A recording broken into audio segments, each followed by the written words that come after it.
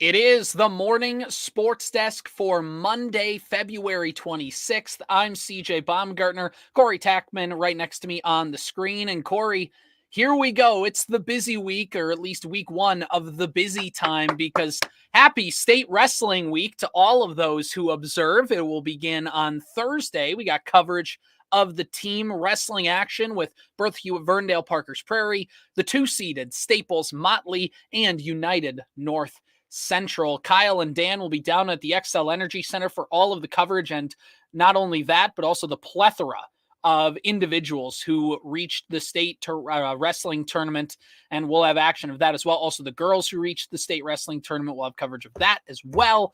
It's going to be a full week of state wrestling, Corey, and not only that, we are going to get you ready for state wrestling and the tournament coming up. We have a special little preview episode that we are getting ready in the works that's going to drop sometime tomorrow. That in the business is what we call a tease. Ooh, very exciting. Yeah, opportunities to chat with everybody around those three wrestling programs that you mentioned, and talk about their seasons, get a little insight on the year, and what they're looking forward to with the state tournament run.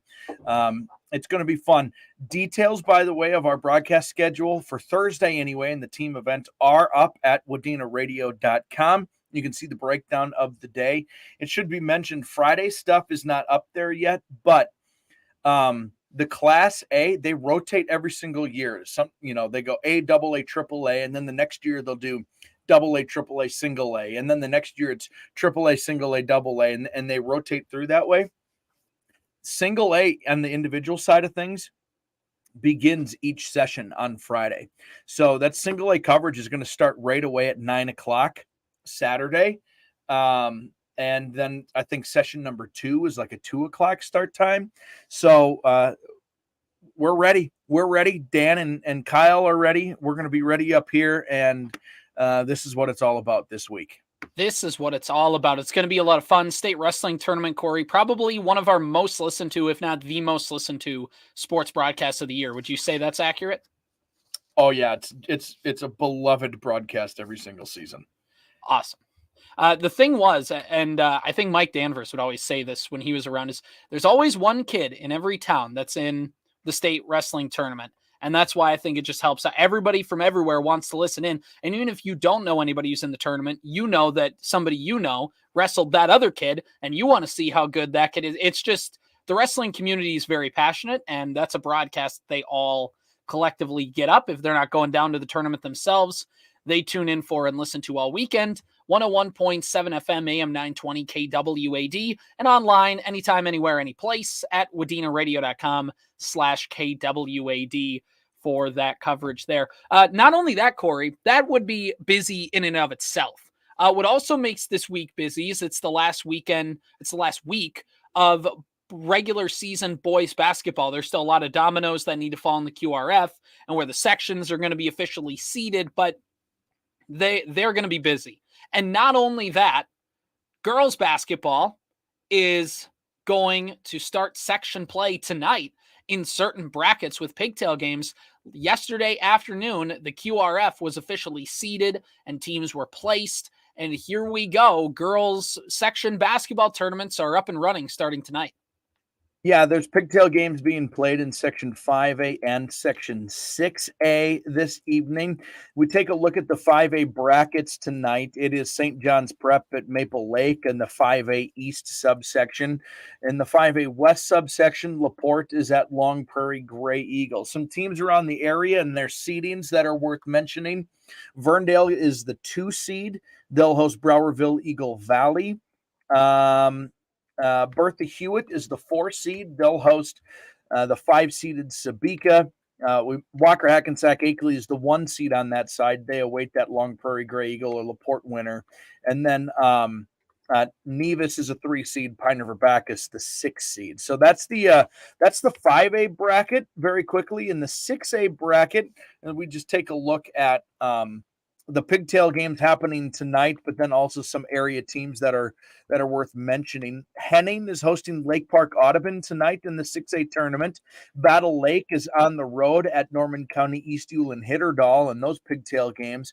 Ashby is hosting Parker's Prairie this evening on the 6A pigtail game. Some other seedings worth mentioning: New York Mills is a 5 seed. They'll head to Ada Borup West. Underwood gets the 2 seed. They await the winner of that Battle Lake and the Battlers and the Titans. And anyone else on the south side of that subsection that's worth mentioning? No. Moving on to then 6AA girls basketball. And around the region, let's see if we have any. But this is one of those, CJ, every single year I get reminded of who got moved sections this year.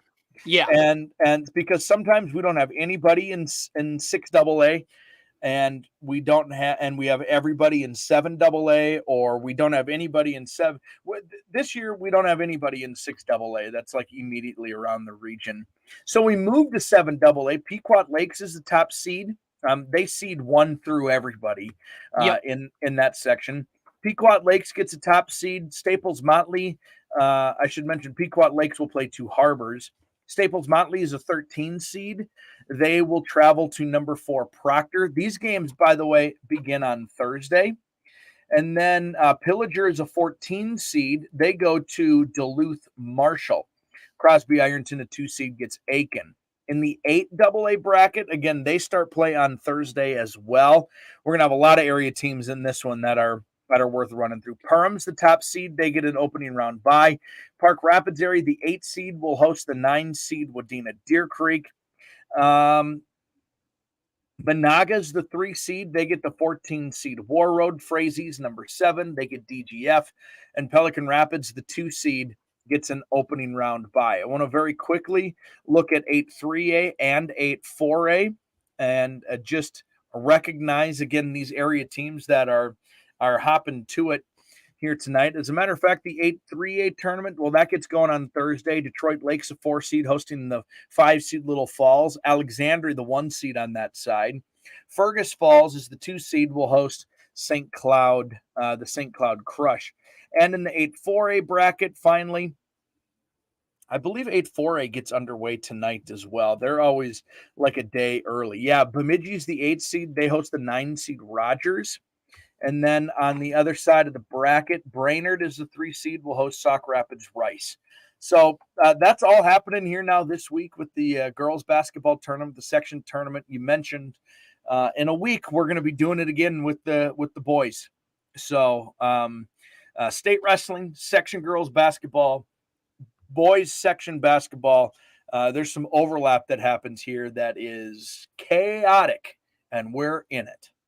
It's chaotic, and that's the fun part. You know, there's no specific team that I root for in a lot of these section tournaments and in these section tournaments. And, you know, I always root for, in a sense, chaos of like, in a good way, of like, which team is going to come out of nowhere. And Wadena Deer Creek girls might be the example last year. Which team's going to come out of nowhere and you go, whoa, hey, this is really fun. How far can they go? Right. You know what I mean? It's the fun part of these section playoffs. Or is there a team that, you know, you just heard things about all year long, you know, and it's like, okay, here we go. Here's the chance. Like, are we going to get to see them kind of go on this run? Maybe the Perham girls are in that kind of mix of like they're favored all season long. Here we go. Can they match it up?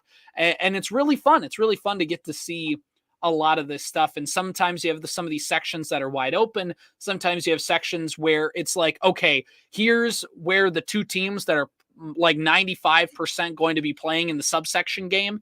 And we got to get through a couple games to get there. But once we get to that game, it's going to be amazing. And, you know, it's just the fun part of section play. And I'm so ready. Playoff games, regular season games are fun. There are vibes in there, but playoff games, Corey, there's just, even if it's a 4-5 matchup in 2 teams who had nice seasons, but realistically, like, aren't going to touch the state tournament. Like, there's still like, there's energy in the gym. It's palpable. You could cut it with a knife. You could insert cliche here. I mean, it's just such a different tone. Everybody kind of turns that switch on for the playoffs, and it's really, really fun. Bring on the pep bands, bring on the best basketball and other competitions that we're going to see all year. Right. You know, you mentioned like those 4 or 5 matchups, they're competing against each other because they are so close. Those are great games every single year. The best basketball games that happen in the state every single year, bar none, are the subsection and section championship games. And that includes oftentimes what is happening at the state tournament. Subsection championships, section championships are nuts. They're nuts. They're in, it's going to the Target Center, going to Williams Arena. It's cool. We cover small town basketball. No one is going to fill up all of the Target Center or all of Williams Arena. But you know what you can fill up? You can fill up all of Morris, or make Concordia really loud, or make Perm really loud, or Wadena Deer Creek really loud. And those gyms are, it's going to be fun. It's fun. And the other thing is too, is like, and I used the 4-5 game as an example. I remember one of my first boys basketball playoff games I called. It was Verndale Upsala in Verndale. It was a 4-5 matchup, and those two teams played each other in the regular season. They already knew each other, but it's playoffs, and you're it's each team throwing the kitchen sink at each other, trying to everybody kind of lays it all out on the line. Seniors are like, this could be my last game. They're not fighting to get, like we talked about. A lot of these teams aren't fighting to get to the state tournament, but you know what they are fighting for? They're fighting to play one more game. Can I get one more game in high school basketball? Is this it for me? I don't want this to be my last game. What can happen with that? So that part's always really fun too, to get to see these teams kind of put it all out on the line. And again, it just comes into that extra atmosphere. The coaches feel it. Everybody feels it. There's no okay, well, we have an extra game later this week, so we're trying to make sure that we keep guys rested. No, we are going all out to win this game in front of us. And it's awesome. It's really, really fun. And one last thing, while we're on this topic, Corey, shout out to section 6A, 7A, I think, whichever one has all the teams from the Northeast, 7A or 7AA, excuse me, for having just great mascots. The Proctor Rails, the Two Harbors Agates, the Duluth Marshall Hilltoppers. Shout out to those guys for just being really, there's not a lot of people who are going to copy their mascots. They're geographically relevant, which is all, and not general. Right. God bless the Wildcats. There's plenty of Wildcats around. Now I'm trying to think, did I make somebody mad? Did I make somebody mad around the immediate area who's the Wildcats? Is LaPorte the Wildcats? Well, my apologies to LaPorte. I don't know. Well, yeah, whatever. I like those specific, love those specific. Northwestern University in Chicago is very upset at you right now. They can shove it. Anyway, so that wraps up kind of that coverage. A couple other news and notes, Corey, we'll go flip back to boys basketball here. On Thursday night, Christian Berg of the Sebeka Trojans scored his 1,000th point of his Sebeka basketball career. It happened Thursday night against Browerville, Eagle Valley, and Clarissa. He ended up scoring 25 points. Berg did to get his 1,000th point, made a 3-point shot early in the second half. The Tigers came away with the win and in a big kind of turning point in Section 5A to kind of help solidify some seeding. But, it's always a cool moment for those kids to get that 1,000-point milestone. And congratulations to Christian Berg of Sebeka on that. Another news and note of local boys basketball in the Park Region Conference, official from Wadena Deer Creek Schools on Thursday afternoon. They have two of their seniors, Teshi Lohr and Peyton Church, on the boys basketball team, sign their national letters of intent, committing to play basketball at Minnesota State Community and Technical College, otherwise known as M-State, in Fergus Falls under first-year head coach Dave Cressup. So there you go. We've talked about 1,000-point scores on the sports desk. We've talked about people making their college commitments. And as always, congratulations to everyone involved. One more, if I can, really quickly. Bodie Burtonen of Monaga scored his 1,000th career point a couple nights ago when they played Staples Motley. I haven't had a chance to see Bodie play this year. I know you've seen him a couple times. When really that dude's on, he can't miss a shot. he went nuts in that first game. I remember that you called. And anyway, he got to 1,000 as well. So congratulations on another milestone that is very worth recognizing. Well, and the thing for Bodie too is what makes him a nice player is the fact that he's big enough to go down in the post and post you up and put a move on, and you know what I mean? Just play a little bit of bully ball down in the post. And also, he's a good ball handler and he can shoot from beyond the arc, and he just is a very dual threat player. He's been a very nice player for Monaga this season, so congratulations to him. Couldn't have said it better myself. So last thing here before I know that there's one thing you want to mention, Corey, is that the Minnesota Twins have begun their spring training games. It's underway. We've talked about the payroll and the offseason and limited kind of roster moves and whatever. The Twins probably have one more roster move left, realistically speaking. How much money that is, we're kind of unclear on. The Twins are in the mix, though, to potentially sign Enrique Hernandez, otherwise known as Kiki Hernandez. He played for the Dodgers for his career and also had a brief stint with the Boston Red Sox before getting traded back to the Dodgers. He's now a free agent. There are 4 different teams in the mix, according to Ken Rosenthal of The Athletic, and he basically said the Twins are one of those teams. It's like the Angels are in the mix. I think maybe the Red Sox are back in the mix. I think there's one other team. Basically, that could be the final roster move. The basic thing about Enrique Hernandez is he's kind of a super utility guy. He can play every position on the field.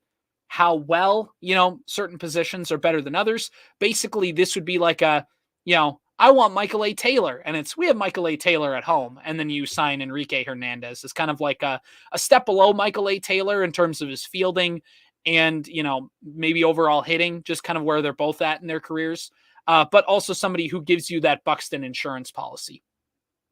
Yeah, I mean, this is the reason it's even kind of noteworthy is that it's because it's a guy people have heard of.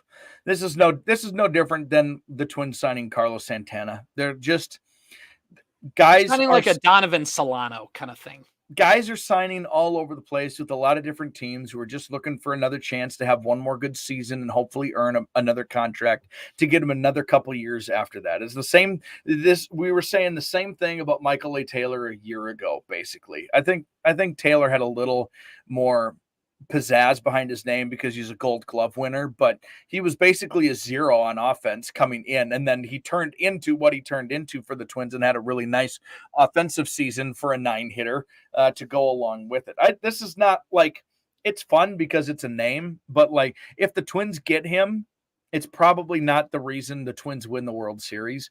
If the Twins don't get him, it's not the reason they don't win the World Series. It's just going to be a dude on the roster to do some things that you need guys to do. I know that's way overstating it, but if he ends up being a Twin, cool, man, welcome aboard. If not, whatever. I'll forget this conversation ever happened. Exactly. It's kind of one of those moves where it's like, like he's there. He's a guy. He'll fill in, if Buxton needs to sit for a few days, he can play center field you can play center field for a couple weeks, if you really need him to, if Austin Martin isn't quite ready to be a big leaguer yet. But the thing I'll say is, I wrote a piece for a Twins blog I write for about Michael A. Taylor of like, Taylor had a great season, but like the guy hit 9 home runs the year before. He hit 21 in 2023. It's going to be closer to 9 probably than 21 in 2024. He struck out a lot. The walk rate wasn't bad, but wasn't quite his career average. The point is that like, bringing in Michael A. Taylor is kind of the same thing. It's not going to propel you, but it's also like having him on the team helps. And that's the other thing of like where the Twins are at right now is I kind of want to see what Austin Martin can do, because it's not like Austin Martin is a 21-year-old prospect. He was drafted out of college. He was a Vandy boy. Like he's not some super young. It's not Royce Lewis getting called up at 22. He's like in his, he's closer to 25 than 21. So it's time to start to see what he can do and earn an opportunity there. And you have Willie Castro who can play center field. if need be. So there are a couple insurance policies in place. That being said, the thing about Derek Falvey, and the thing that he's not like Terry Ryan was, the Twins give you X amount of dollars to spend, and Derek Falvey will spend almost up to the penny how much the Twins allow him to spend. Whereas like Terry Ryan would almost take solace in the fact that I put my roster together $10 million under what the Twins gave me. You know what I mean? Which for a while it worked, but it worked when you had Joe Mauer, Justin Morneau, Torrey Hunter, and some of those guys, and Johan Santana in your lineup. When you're the 2013 Twins and it's like, well, maybe a veteran infielder would have been kind of nice. Other things to the equation. But the Twins, I think, have one more move left in them, whether it's to sign Adam Duvall, Tommy Pham, Michael A. Taylor, or Enrique Hernandez. I'm not opposed to it, but at the same time, I am ready to start to see some of these other guys get a chance. And what you don't want to have happen is like Joey Gallo last year, where you have a veteran who you brought in, unlike this guy can maybe be a bounce back and he stinks, but you don't want to cut him because you want to keep your appearance up for other teams of other free agents of, we're not going to just cut bait on you if you do have a poor stretch. So you end up playing a veteran over a younger guy who's obviously a better player at that point in their career. So basically, I think it's like what you said, Corey. If they sign him, cool. If not, meh. I think what's important to remember here is everybody needs a 9-hitter. And anybody who we're considering here is a 9-hitter. Like that's where they're going to notch into the roster whenever they get that opportunity to play. Maybe in a Joey Gallo situation, he's somebody you want to inject into the middle of your order just in case. The point is 9-hitters are replaceable on every roster, on every team, even a team that wins the World Series. So if one of these guys is signed and is a 9-hitter, you know what he also is? He's trade bait at the trade deadline because one of your young guys is ready now to take that leap. You just weren't sure yet. There's stupid arbitration rules and things that come into play. Maybe this Austin Martin is going to be ready come, September call-ups, and he'll be called back and forth, I'm sure, quite a bit during the season. And maybe he is your utility outfielder come playoff time. In the meantime, if it needs to be Kiki Hernandez, cool. Like it's just a holding spot. Every team does it. Every team has these guys. You're going to watch baseball all summer long, and you're going to look up and go, oh, I didn't know that's where he was now. That's just how the Twins already have one. They already have Carlos Santana's that guy. People are going to turn on the Twins this year and be like, oh, Santana's with the Twins. That's weird. And it might be weird all season long, but every team's got these guys. They're placeholders. Corey, you had a ballpark question that you wanted to throw out on today's episode. So apparently USA Today is doing like a reader's choice to vote on the best baseball stadiums, the best Major League Baseball stadiums. Sure. I'm wondering in your life, what stadiums have you been to and how you would rank the stadiums you've been to? So I've been to two, the Metrodome and Target Field. Nice. That's it. I've been close to Coors Field a couple times. I really wish I would have been able to go to a game at Coors Field. Never been able to. I've always heard Kansas City's a cool one to stop into. It's not a far drive from Minnesota, especially if you live in southern Minnesota, just to go straight down and come back up. It's like a weekend trip. I have never been to a different Major League Baseball stadium, which sounds really weird. I've been to more spring training stadiums. I've been to the Blue Jays spring training facility. I went to the Disney's Wide World of Sports complex when the Atlanta Braves had their spring training there. I saw them play a game there. And then I went to Fort Myers. So I've been to more spring training facilities than I have been to Major League Baseball stadiums. But yeah, the Metrodome and Target Field are my two. And you would rank them how? Target Field number one. Oh, okay. Metrodome number two, if I'm just going like nostalgia. But Target Field is a much better baseball ballpark and one of the best ballparks in the country. Really Hammond Stadium number two. Yeah. And then Metrodome 3. This is really fun. I love Target Field. I think Target Field is a really it's definitely great place top 5 to watch a game.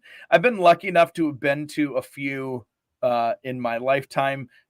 Kauffman Stadium's great. It's been renovated. I think they're renovating it again. They want to build another stadium, I think. They want to build another one. But Kauffman's really cool. I've been to Miller Park, or it's not Miller Park anymore, whatever Milwaukee is. Miller Park, basically. I've been there. That one's cool for different reasons.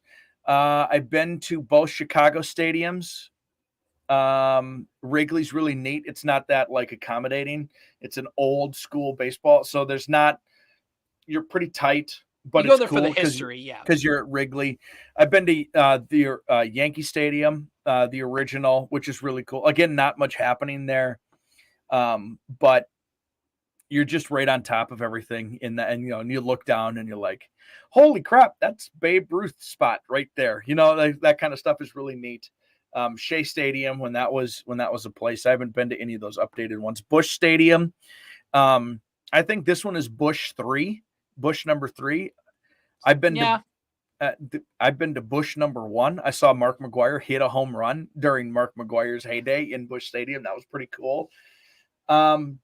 Target Field's right up there, man. And I would probably put it at number 1, probably because of my homerism, but also it's just a really great place to watch a game.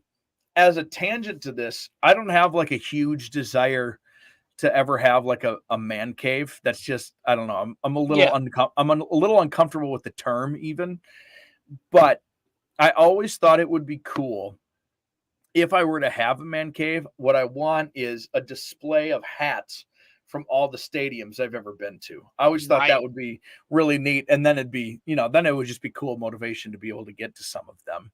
Mm-hmm.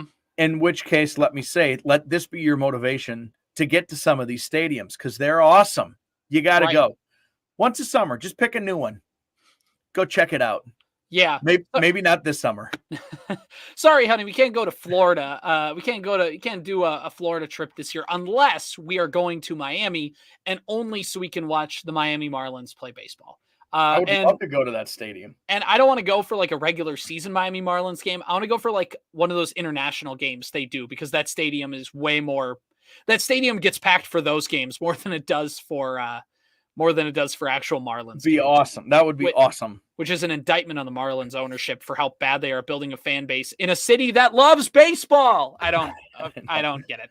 Anyway, so yeah, I mean, I'd love to do that. I really would. Like, that's always. You have a bucket list field. Camden Yards is definitely on there. To go to Camden and Fenway to me. Wrigley Field. Probably, and Fenway. Here's the thing. My wife has been to more Major League Baseball ballparks than I've been. She's been to Fenway and Target Field and the Metrodome. Well, tell her to quit being so selfish and start making some baseball trips here. Yeah, come on. Let's get this thing going here. Anyway, so yeah, that's like probably that. I have no like interest to go to like Yankee Stadium or Citi Field. Not because I like, whatever. I've been to New York before, but new Yankee Stadium. It's not the old one. There's not the history there. It's just kind of like, it is what it is. I think going to St. Louis would be fun just because St. Louis is a baseball city. So kind of seeing how they get around and get up for their guys. I think like if I'd ever go out to California, like on a West Coast trip, I think like it's something to Oracle Park, whatever it is. San Francisco's ballpark is really good. Chavez Ravine is a good one. Yep. Dodgers bucket list one for me too. Yeah, it's basically like the classic kind of stadiums, just to say that I've been there. I'd love to do it. Like my family's always like bucket lists talked about like doing a road trip, or like the twins are going like on an East Coast road trip. So let's drive to like Philadelphia, then let's drive to Baltimore. And then, you know what I mean? Like take a week and just kind of follow them. That'd be fun. Probably unrealistic at this point in all of our lives, but that'd be like a fun thing to dream about. I'd love doing something like that. The only other one that I will never get to see that I wanted to because I thought it looked cool on TV was the Rangers. The ballpark in Arlington. They got a new one, right? A new field there. So a new retractable rough one, yeah. So I'm never gonna get to see that. I always thought that one looked sweet on TV. Well, here's the thing: you can, because they updated it to be a football stadium. So when like the XFL and the USFL started having games, they rendered it to be a football stadium so it can still have some use. So there you go. I want to watch a baseball game. Well, you see, the problem is you could watch a baseball game there, but in July, nobody wanted to be there because you sat in the Texas sun at 102 degrees. I would have never gone. I would have never picked a July game. Exactly. You go to April and September. Those are the two. Right. This has been the Morning Sports Desk for Monday, February 26th.